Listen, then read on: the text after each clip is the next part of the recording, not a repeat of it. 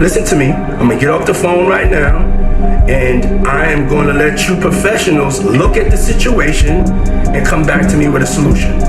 No matter what, no matter what nobody said. Let's just here and there. Y'all are not working together the right way. We're losing. That is the moment the world realized everything around Diddy was collapsing. A man who once controlled the industry with an iron grip, suddenly cracking in real time. This wasn't confidence. This wasn't leadership. This was panic. And it wasn't just a phone call. It was the beginning of the end. Because only days before these recordings, Netflix acquired footage Diddy never wanted anyone to see. Footage of his final days outside, while the pressure, the lawsuits, the accusations, and the secrets he'd buried for decades were beginning to close in. And in the middle of all of that chaos, he still put on the mask. Lord, you win. Be with it. I'll accept it. I need some hand sanitizer. Hold on. I got it. I've been out in the streets amongst the people. Yeah, I gotta take a bath. Like the amount of people that actually I'm coming in contact with, like that's what I have to do. You know what I'm saying? It's like 150 hugs. Here's the real Diddy smiling, greeting fans, acting like the king of New York, but the moment he steps back into the SUV, the mask drops. He isn't grateful. He isn't humbled. He's disgusted talking about needing sanitizer. Needing a bath like the same fans who made him rich were somehow beneath him. This clip showed something deeper than arrogance. It showed detachment. A man pretending to love the world while secretly feeling the world was dirty. And that duality is exactly why 50 Cent stepped in. Never before seen footage of Sean Diddy Combs in the days leading up to his arrest in New York last September. 50 didn't need to say more than 4 words, because the entire documentary was proof. Proof that the mogul image, the billionaire persona, the bad boy for life legend, was nothing more than a mask sold. 50 Cent has mocked Diddy for years, but this time, he wasn't laughing. He was analyzing, breaking down a man the world once believed was untouchable. Was there anything that surprised you when you were watching? I think it was surprising that he actually filmed it. It was very interesting to watch a man who's known for his brand presence. You know, he has a really amazing knack for marketing and all of that, and how he was sort of taking that into account in how he was coming off to the public. The irony is unreal. Diddy spent decades crafting the perfect public image, yet the footage that destroyed him came from himself. He filmed everything to build a future documentary, to show the world his greatness, but instead, the cameras he controlled ended up exposing the darkest version of him. A man obsessed with image, caught by his own lens, and 50 Cent saw that immediately. The series also features 2 jurors from Combs' trial who are speaking for the first time about how they reached their mixed verdict, finding Combs guilty of 2 prostitution offenses, but clear of racketeering and sex trafficking charges, both sharing their thoughts on the relationship between Combs and singer Cassie. Juror 75 describing them as 2 people in love, and Juror 160 saying in part, domestic violence wasn't one of the charges. Cassie, is she a victim in all this? I believe Cassie's a victim in all this because she came in as such, she's like 18, like 19 years old. In the very beginning, after a while, over time, conditioned for it. Evan 50 seemed stunned by how reckless Diddy had become, walking through Harlem, bragging about crowds, acting like everything was normal, while behind the scenes, the world around him was collapsing. This wasn't confidence, it was desperation, wrapped in a smile. It was a man trying to convince the world, and himself, that he was still in control, and yet the footage kept revealing something far different. Do you think that hip-hop culture was on trial as much as Sean Combs was? Not all. Look, if I didn't say anything, you would interpret it as the hip-hop is fine with his behaviors. There's no one else being vocal. So you would look at it and just say,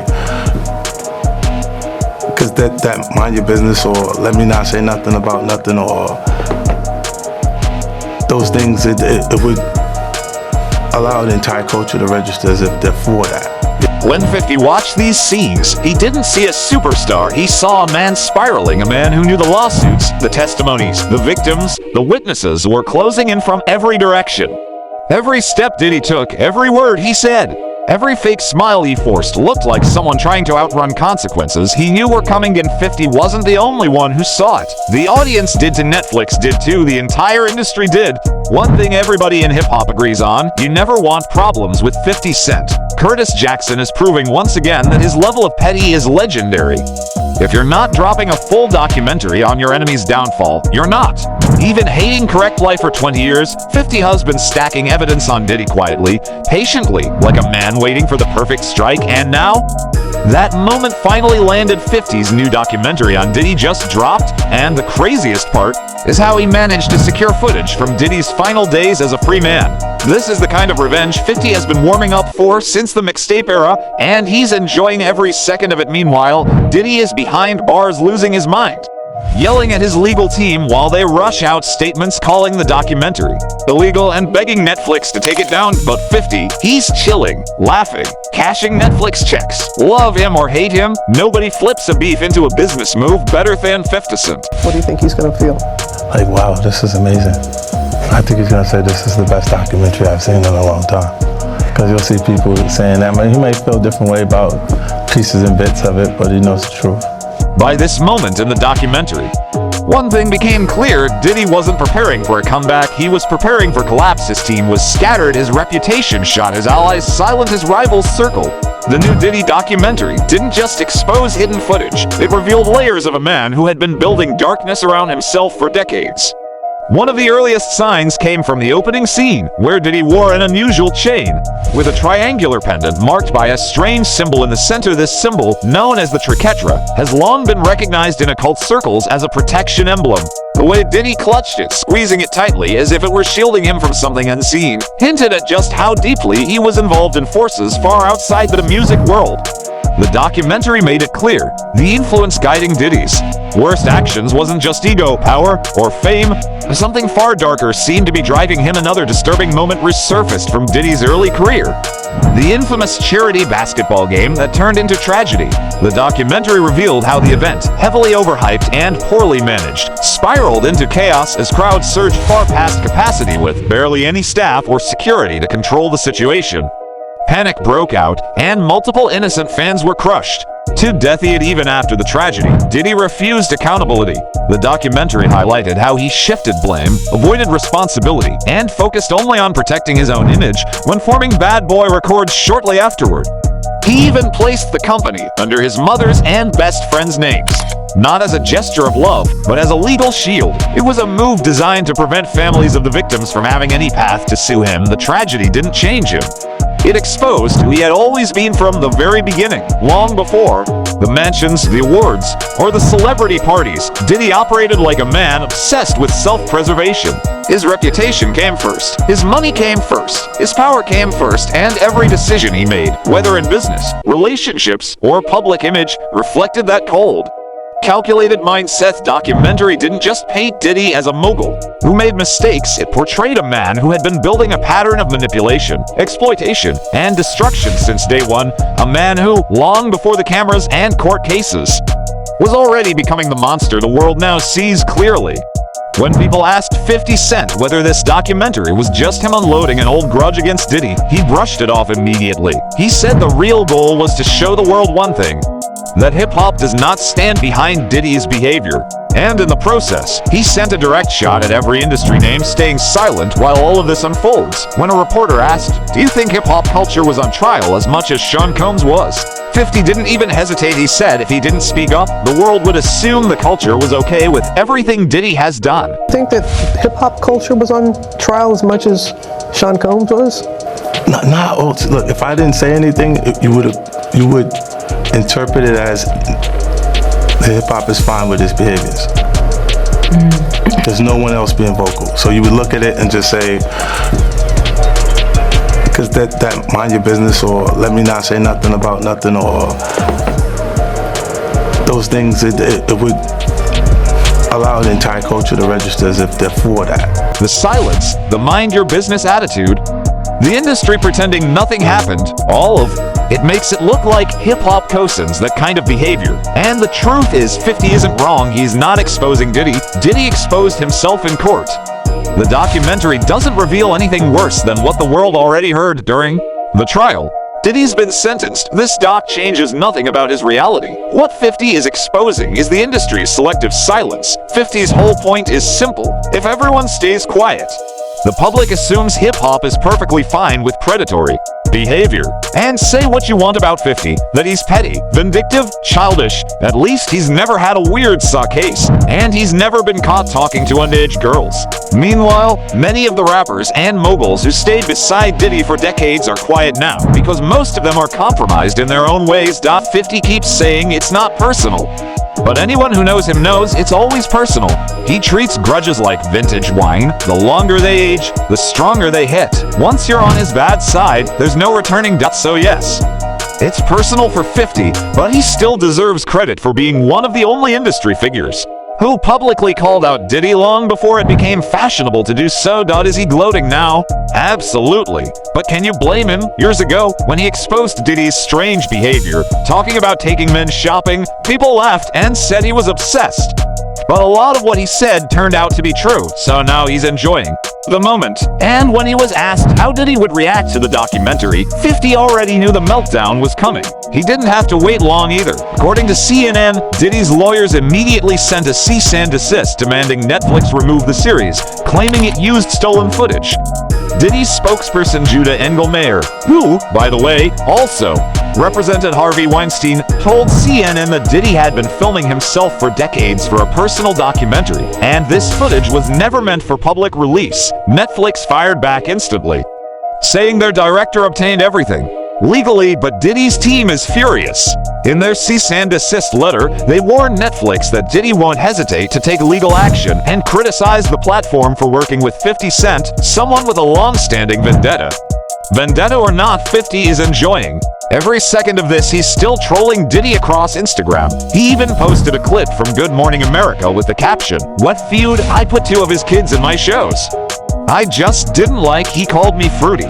Meanwhile, Diddy is spiraling behind bars because there's nothing he can do. 50 took to win. Some people are now criticizing 50, saying he should think about how this documentary affects Diddy's kids. But let's be honest, Diddy didn't think about anyone's kids when he was out here living however he wanted. If he had, he'd be home with his own children right now.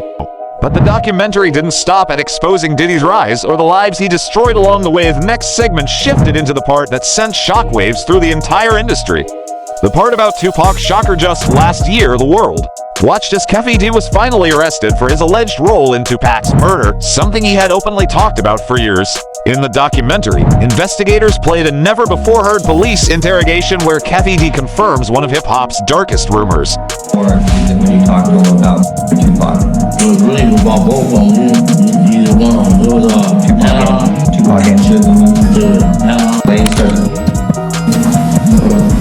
You say Suge looks over, he sees you. He looks right at you. Well, he looks over at you, and then Tupac's busy getting. Evidently, the story is Tupac's trying to either get out of the back seat or something. Yeah, what do you see happening inside of there? I seen him going Suge. Yeah, I thought he. So Orlando Donovan started across Dre. He leaned over on the window. We rolled down the window. On all 4 of those occasions, there's San Diego, Anaheim, Irvine, and Vegas. Which ones do you actually talk to Puffy at? Every one. Every one of them. Which of those 4 is it when you talk to him about Tupac? It was really about both of them. Either one. It was Tupac and Suge. Diddy allegedly placed $1 million bounty on both Tupac and Suge Knight, according to Keffe D. Everything started after Tupac and his crew jumped Orlando Anderson at the Mike Tyson fight. Hours later, Keffe linked with Orlando, rounded up the crew, and they began hunting for Tupac across Las Vegas. When they finally crossed paths, the ambush happened, not out of street revenge alone, but allegedly with the expectation of collecting Diddy's reward. In the documentary, Keffe claims that the very next day, a message was sent back to Diddy confirming Tupac was gone and shocking the investigators even further. A detective in the film confirms that Diddy allegedly wired $500,000 to a middleman, money that was supposed to reach Keffe's crew but was stolen before it got there piece by piece. The documentary starts to line up a picture fans hoped wasn't true, a picture suggesting Diddy had far more involvement in Tupac's death than anyone truly realized. The film also exposes how deeply Diddy's obsession with Tupac went. Multiple witnesses describe how Tupac wasn't just a rival. He was everything Diddy envied. Tupac had the spotlight, the charisma, the respect, the star power Diddy always wanted for himself. Phony witness, a man who claims he worked Diddy's private freak-offs for 8 years, described a moment when a Tupac song started playing in the background. According to him, Diddy instantly snapped, ordering Cassie to shut it off immediately. He says he had never seen Diddy react with that kind of emotion to anything except Tupac's music, and that detail poses something deeper there. The hatred never died, or the guilt never left. Through every interview, every confession, every timestamp, the documentary paints one of its clearest conclusions yet. Diddy didn't just want Tupac gone, he may have played a direct role in making it happen. Decades have passed, the world moved on, but according to this documentary, the internet wasn't the only place exploding. Behind the scenes, investigators were quietly pulling old files, reviewing old statements, and realizing something terrifying. Diddy's past wasn't just messy, it was interconnected, and that's when another piece of the puzzle surfaced. A clip many people had never seen before. A clip that showed exactly how far Diddy was willing to go to control a narrative. Asterisk in that moment, the world realized this wasn't random. This wasn't accidental. Someone sold this footage, and whoever sold it for a reason. But the story doesn't stop in the courtroom, because while the internet was dissecting documentaries, detectives were dissecting something darker, something connected to the one topic Diddy always feared: Tupac. Guess what happened? The FBI went in and grabbed the footage. Okay, so in this case, the horse is out of the barn, so we don't care about we don't care about prior restraint anymore. So it's on Netflix. Prior restraint to the extent that this came out before it fell on Netflix. I get it. By the way, when I turned on Netflix last night, guess what the #1 show is? This. Yep. #1.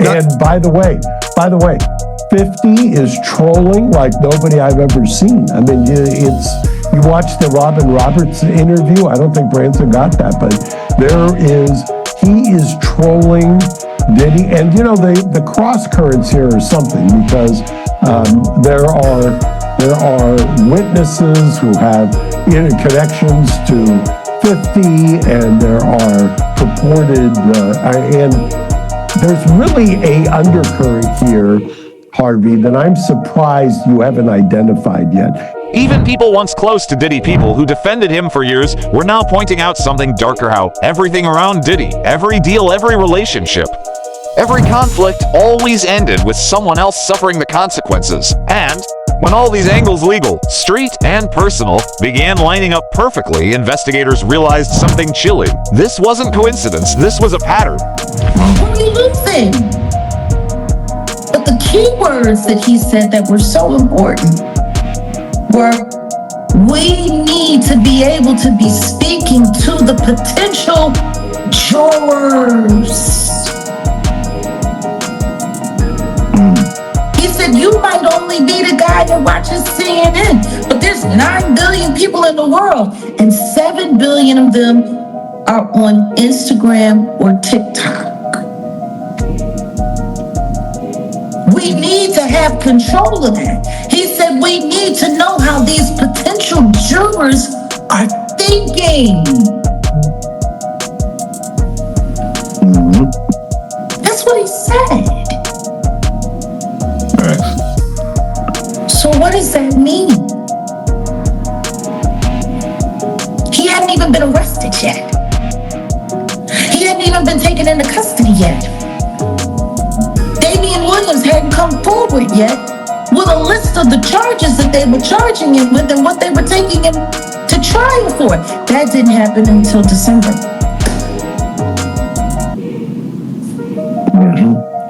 So once again, they were losing? Losing what? Losing at what? At the end of the day, this documentary didn't just reopen old wounds, it exposed the truth the industry avoided for decades. Diddy built an empire off power, control, and fear, but now, that same empire is collapsing in front of the entire world. The silence from Hollywood, the silence from hip-hop, it isn't protection anymore, it's proof that people knew who Diddy really was, and chose to look away until the evidence became too loud to ignore. And while 50 Cent may clown around, troll online, and laugh at the chaos. The reality is simple. Somebody had to say something, somebody had to put the truth on the screen. Because too many people suffered in the dark for too long. Whether you believe Diddy is guilty, misunderstood, or a monster, there's one thing you can't deny. The footage doesn't lie, the victims don't lie, and history won't lie for him either. Reckoning didn't just tell a story, it shifted an entire culture.